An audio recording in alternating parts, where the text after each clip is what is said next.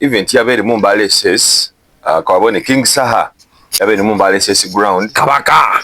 kabaka Saha kabaka Saha banga ndi kyakoze kuguga mall Allah obade bayitamu mbona biru yangandi byageze kuguga mall netolora yona nenga mbo abantu bamuliko bwe bati so babantu abezere mu Mbale SS mwesizana mwanya lokweza kuwagira daba selector with the kidigida cha Big FM ono daba selector kimunjagaza nti ye promoter yeka amanyo mugaso gw'abana mawulire mugundi mu setting up ekivulu nekirala kyogere kitufu daba mu ngeri enjawulo nja mwebaza kati Big FM wadde sije nkolera naye kati ye radio eriwo standing anetegeka ekivulu okitegeera ndoza ekiremye radios endala tetufudde eyo oba akola amagoba oba kimulidde oba akoza atya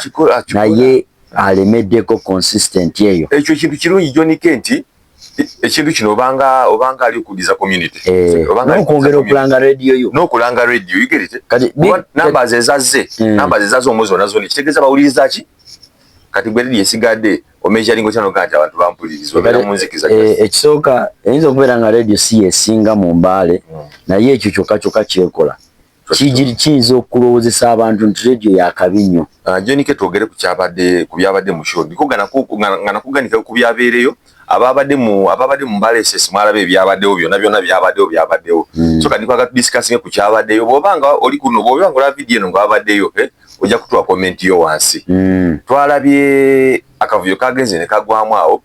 kye twatwogera ku gundi ku daba selector nti waba ategese kidigida kya Big FM ayita abagwere n'ayita abanyoli n'ayita abantu bonna abaliranye Mbale twalabye akavuyo kagenze ne kagwawo kavuyo kagwira agati babimbi bagisu ne bagwere mama abagwere baze ne DJ waabwe bamwita DJ Masada kavuga kali awo kona kabisa amaaso era ddala njaye kanze kwa kajinywa Jonike kati ko kabadde nga kakuba music nga kamaze nkubira be bagwere buka kati batesera ne bakuba nga bakubamu abagwere bakubamu abagiso bakubamu abagwere bakubamu abagiso kati batesera abagwere ne bavawo ne kujjako abagiso ku stage ne kuyingirako kubiko n'ayimba kati kubiko ayina ensobi gye yakoze era nja gimunenyeza okay kituufu ekivulu kyabadde mu bugisu naye nga ate radio etegese y'abagwere era baadde balina okuba akasabukanye naye wengenda okunenyezaamu kubiko nti yaviiriddeko akavuyo ate yakyogedde mu lwatu kitegeeza ekyo oba oleese okusosola mu mawanga kubiko yakuta akazindalo n'agamba no show eri mu bagisu temugenda kutusibako abayimbi bamwe abagwere wano baje bayimbe nga temukiza bagisu kola ki kuyimba agatu kubakadodi kyadayina okola ne badde agamba DJ bakadodi abagisu nabo ne banyumirwa then bavaawo ne yakiraze kituli mu bugisu ngalinga agamba abagwere temwina kuyimba ate nga radio yaabwe fe twayagadde batebeere mu music si bigambo si lutalo kati ate obuze bwayeyongerere ne MC Jesse ate naye n'abyongeramu n'amusikako akazindalo n'agamba ebigundi music bamusitopinge tokuba kyokka ng'ate kubika akadodi lutambudde ku TikTok abantu balwagala kubiko n'ava ku stage bino bitera okulaba e Kampala nga bakasuka amacupa nabulabya obucupa nga bujja ne zino eza glasses ennyini n'ensooka n'envaawo Jonike abantu abakubona ku TikTok omwesizani ku YouTube at first nze ngenda kusooka kwetondera abagwere mwena abaliyo ku statement abayimbi baffe gye bakoze kitu tekyasanyusiza abayimbi abasinga abagwere n'abalabe bavaawo nga banyiive statement abayimbi gye bakoze nga bagamba tetwagala abagwere kujja n'okutumanyira that statement wasn't necessary and then nze okusooka Jonike ndigenda kugusalira ka DJ ako bakayita kani DJ Masada ozo okukola Mbale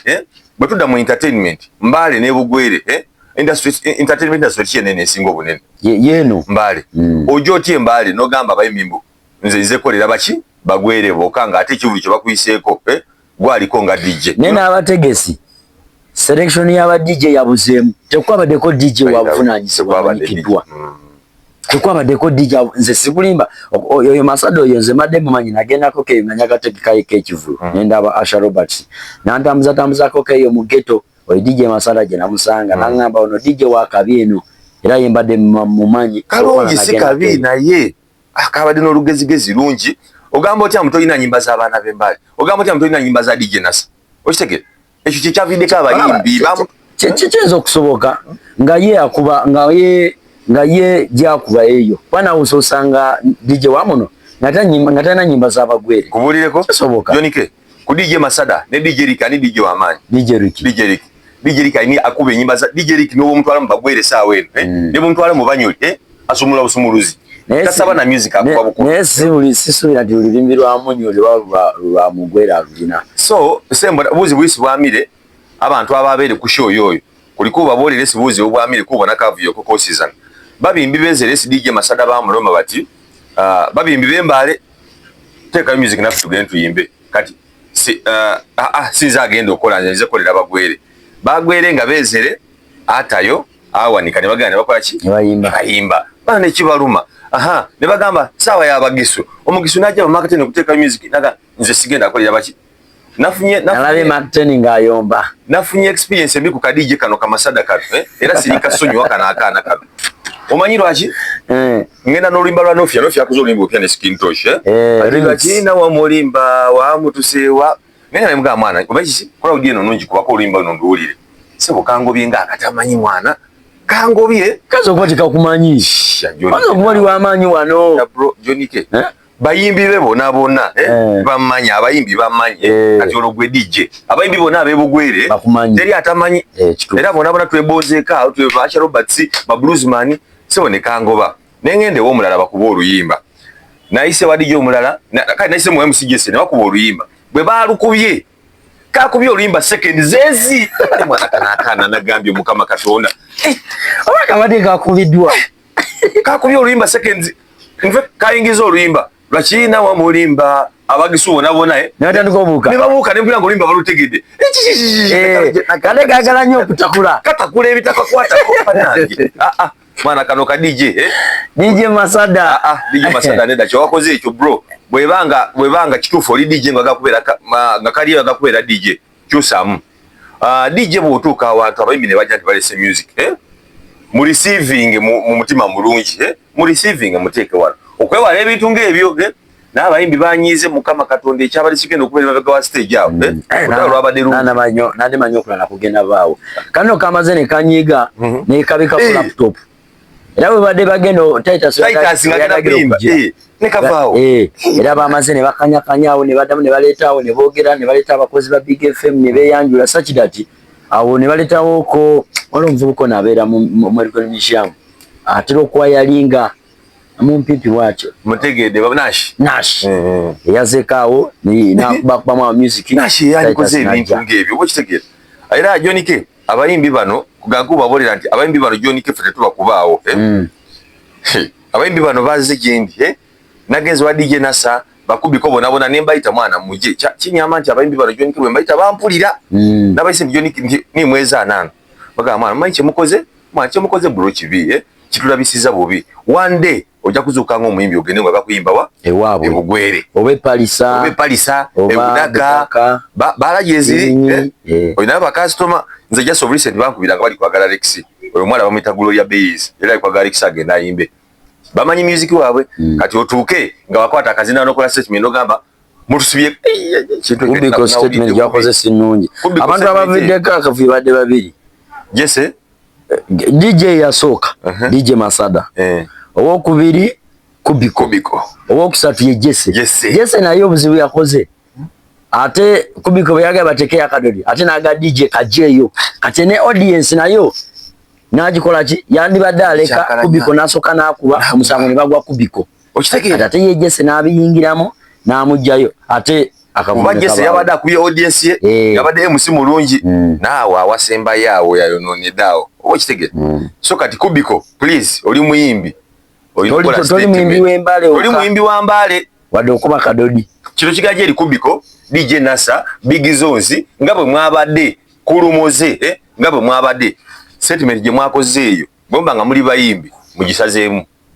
bwebanga muli bayimbi kituufu nga muli muri bayimbi era nga betubagamba mumanyi tubayamba tetuba advise kubononera musazeemu statement eyo muveeyo mu apologizing jeri abawagiza ababadde ku RSS bonna ne organizer teri organizer okakasaizo okuteeka kubiko Big FM wezo kuteeka kivu neita DJ Nasa ku yabadde we instead kubala bakujjonike kisoka tebabadde kuki ku poster babadeko baiza ababadeko tebayimbi babadeko tebayimbi ku poster kwabadeko Lexi Papalova ne Papalova tiyayimbi ne Papalova tiyayimbi navuddeyo mangu Lexi ne Papalova tebayimbi tolamaze okulasa Sasha Powers ne vaawo nengenda actually ndoza abayimbi ababadde ku poster abayimbi Titus ne Kingsa ne bana abebugwere Sasha Powers Asha Roberts nole mulala yani Bluesman show yabadde nungi nze John Kenaga show lwakuba nti yabadde yawaka bagikoze ya Eastern twafunye chance era kwa MB bebugwere twafunye chance era kwa MB bebunyoli okitegere twanyumidwa nyo sheno ne just ndoza somewhere somehow just ba failizo okumanaging abantu abo n'okuleta DJ next time nze kyengenda okusaba daba selector katubaye ku magezi gano boleta shonge tekyabadde kibi naye omuntu yanonyesha yabadde yavudde ku buzibu yabadde DJ leta DJ ekisooka DJ abantu tebakatya kuba ekisooka kuba bwena nze nakeddemu saaza adenganya nga temuli bantu manya ntu bene bo bajja mu bifuludde bwakiro naye nga abadde aliwo bakalakatawo emusina jane bookera kawo tene bakitegeera so nadde ndaba nti awo abantu nga tebanajja wandibadde oleeta DJ wakabi nasuka n'abakuba endongo nani stop kitaba abantu ne bazina abantu baagala ndongo wala tugenda music club tiwabeerayo bayimbi naye abantu osanga amabala gajjudde lwaki ndongo okitegeera noleeta DJ n'akutwala eddakiika nga 5 ng'abakuba noleeta MC nga hypinga simple abayimbi bajja ne bayimba ne anyway kadije ke baleese kaneno ekisooka DJ ono ye goba kitegeeza okubanga oli muyimbi ng'omanyi oyina erinnya otuke ku DJ gwe bayita DJ Masada kati just imagine DJ Nasa kulinya lyakoze ne music gwakubye DJ Masada amulemesa okuyimba oba kitegeere abamujerega okuleta DJ Masada si kibi naye just manzo kwanga bagadde ne ba DJ bedi babere exposed ye kati osanga DJ Masada yandibadde ajja kuba anga yandikuye music wali eri we bayipingira ntugeze ne batako ne MC okuve bugwere ne bayipinga ne kituukana okubayimbi oyina ofuna ba DJ nga DJ Jeff DJ Musta DJ Sharp Kid abo ba DJ abamaanyi yamanya ne waterayo muyimbi ne wajirayo neyo lyateekayo kyabuzeemu mu ba DJ ne mu ba DJ kyabuzeemu twagala kusiima nga tumanyiza video eno twagala kusiima performances abaddewo nze kyantute nkyalawo Sasha Powers girlfriend to be wakitegeera Sasha Powers nakala yakana sebo ekamaze okuperforminga nekajja nekakuhaga eri enkambu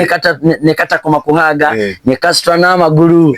nekabeza nekakusiba giri bwedi nengacha ozaja wangala fati kusensoro kujizuko kweli nekachuka nekacheka okasmailo nekakusekerera nengachi echo mwana olikogerera that's why I was recording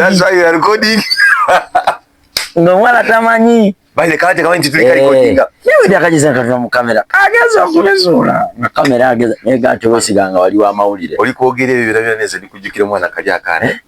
kasoko tubulye ko gwenga gwe yafunye kujoninge akana kalungi obomanya akana kalungi kinyizo kugamba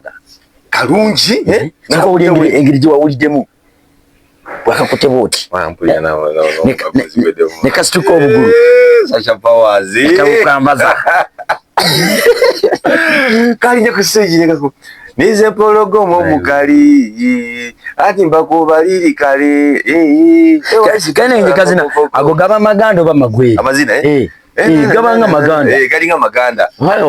obage magwere oluyimbo olwo yakuba uniform Bakisiraga yalukubaga Bakisiraga ali bayi Bakisiraga ye ozinyako magwere isairezo amagwere gabacheza gabanga maganda kazi nakakuleta kazi nyama zina ga mirundu ngechi agaba yaye amaganda nagaba jendo walabi katika kuyaka pale kuyaka gato ntadeyo video ntadeyo video nepuli ngabo yampade haga bwati buli musajja alabyeke mabega ayaya ne bachali bangao skipper basikipa bona bayimye MCA Masoni bona bayimye bafande mutala bona bayimye baliga omwana akana kayimirira ako nimagamba bamwita Sacha Powers straight out of Bugwire kati kambuze watu tekiro sabu tute saka tute just netaga sala zamu abana ba Charity mufachi balaba ku TikTok bakuteka okulabisa mbale nabagamba kiki obesonyiwe obali bubi nembu kigambibwa mbu oli omwalo oli yafira mulungi bwavayo kono agamba kyako obwana wa Charity obwo bubeerako ko n'emisambu egibaga mugende mutuba Illuminati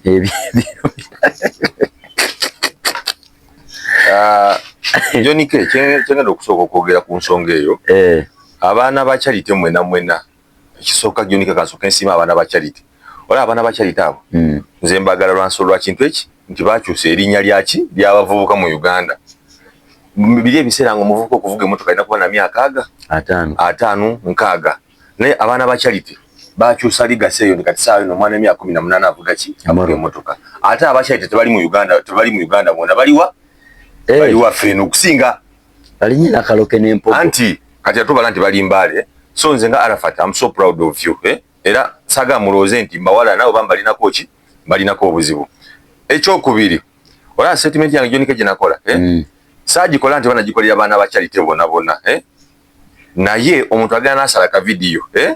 nasalako wali eri oyogedde nagiteekayo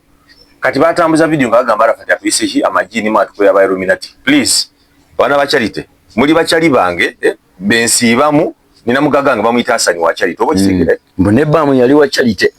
simanyi bwe ba commenting kali ka video kali kenakola ngogenze wa bamu bagamba no yasoka kubera wa Charity so bagaize nze sagala muloze nti obanze mbawalana sibawalana sedimiri ginakola yali yagayo li yakola ki eyato omwana nenga shifu yali wa Charity ngayo yali wa Charity okuva ku source mu family members sister omuwala ono omwala gye yali awumulira ngayo yali wa Charity so bwebanga navane kwa statement ngeyo nyinzo koye yakola ekintu sibonna kone yakola ekintu ono kuba baba yakola ensobi yakola ki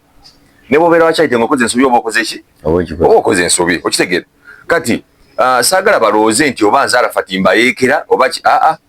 ate no statement njikola lwakubanga aba Charity abo mulimu abawagizi bange okiraba mulimu abawagizi bange enakaloke empogo sironko yona olwajo twabadde sironko ku mipira gy'amasomero abana ne bajja ne bambuuzaako aba Charity abagezi abategeeramu ne bajja gye ne tunyumyanyumyamu awo ne mbanyumya kye ndikola ki kyali mu kugamba waneeno bagane nakola statement eyo naye saategeeza ndi kuva abaana ba Charity statement eyo yali kuono eyataki omwana Jonike kuba kati ogwo musango gw'amaanyi Jonike kwebe ngoli wa Charity otyango yamba community nengusa omuntu oguba ki guba musango so saagala bave bagambe nti oba ki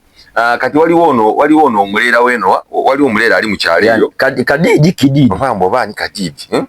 nze okuva okwogera ku kino sivudde kugamba nti oba ndi kwetonda kuba oyo bwavudde mu ampadde 48 hours nze simumanyi kutegera nze simumanyi saamudamu ayagala kwesima osadize sironke bakuba kansala nze saamudamu video nali ngenda gikolera abaana ba Charity nakasoke nini ndaba ono wa 48 hours agenda kola ki agenda kunkola ki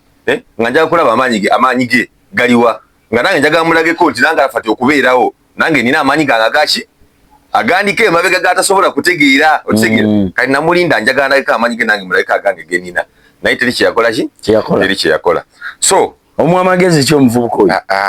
omuntu ayina abantu 2,000 ayina abantu 2,000 ku TikTok ali kwagala mbunzi Arafat nveeyo ngoberere ebyakola mbumala Arafat vaayo wetonde ye wa Charity okitegere yesi wa Charity nze nagera kuba Charity kati oyo ye namwesonyi obwesonyi kubanga bwe wetegeeza mu video ze yakola video ze yakola kwa Arafat zatambula tayinaako video ng'eri mu 20k views tagina pose video gyayina gyakola kwani kwa Arafat kitegeeza yafuna kyali tunulamu neŋŋamba kitegeeza ono ali kunoonya ki ali kunoonya linnya na views eŋŋamba oyo kamuleke singa nagenda okebera ku akaunti ye ng'ayinako watuuse mu following nali ngenda kukola ki kumuwa naye kati onalaba nengamba kasoke muleke ya afuneki afune ngeji wamuma amasanyalaze namuma amasanyalaze nengamba kamuleke mweko wachiko ka one phase neda nalingera kumwa amasanyalaze abagizi bange bamusabula Chaka nawe ina timu ye bro ekukiririzamu bro abantu bamusabula gero na videos nazo yakoze yakola bawagayo lile kwenye musasire ngati singamba ndo mbadi nditinga account zembane banyi ku internet account bakuchawa kwana bakusabula nnyo nawe ina bakwagala abakulani nenda Jonike olaba kyobomanye mubamu ebintu byokola mubamu statement gyokolanga gwetejja kusanyusa nengejja kusanyusa ki omulalo obo kitegera kati abantu bolaba abaddamu gayo oyo ekyabakwatako konsani yali kuone yataki omwana okitegere ekyabaluma ekyali ekyo naye sinti oba baali bampagira okola eki wabula baatuna ne balaba nti afa kyagende ki kituufu naye gyeri abaana ba Charity bonna abali eyo mbagambye statement yange intention yange tiyali yakuhatinga baana baki bampogo oba tiyali yakuhatinga baana ba Charity ekyo kyo ngenda kubasaba munsonyiwe kubanga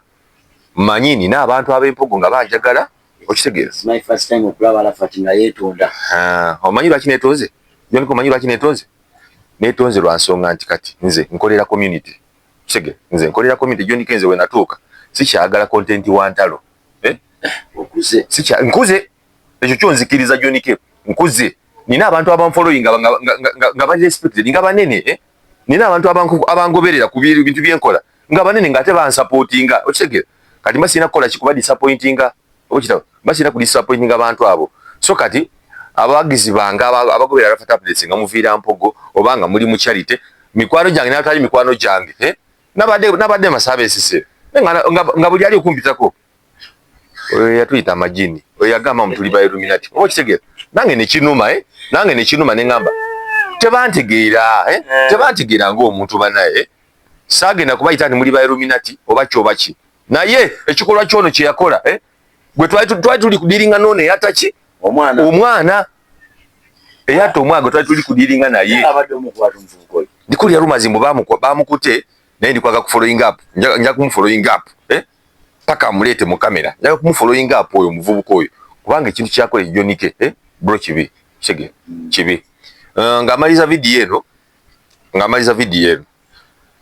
ku nsonga za RCC n'abaana ba Charity Yahaya were n'abaana ba Charity RCC DPC Neriso bona ngenda kubasaba ekintu eki abaana ba Charity abo baganda baffe omwana wa Charity bw'aba akoze